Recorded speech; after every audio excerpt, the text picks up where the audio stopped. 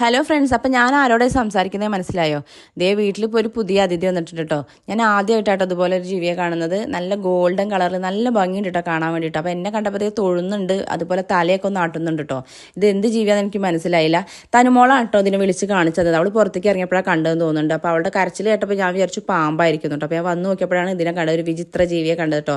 First time ആട്ടോ ഇതിനെ കാണുന്നത്. അപ്പോൾ ഞാൻ അച്ഛനെ ഒന്ന് വിളിച്ചു കൊടുത്തിട്ടുണ്ടോ കാണിച്ചു കൊടുക്കാൻ വേണ്ടിയിട്ട്. അച്ഛൻ വന്ന് വലിയ സൂക്ഷ്മ നിരീക്ഷണമൊക്കെ നടത്തുന്നുണ്ടായിരുന്നു.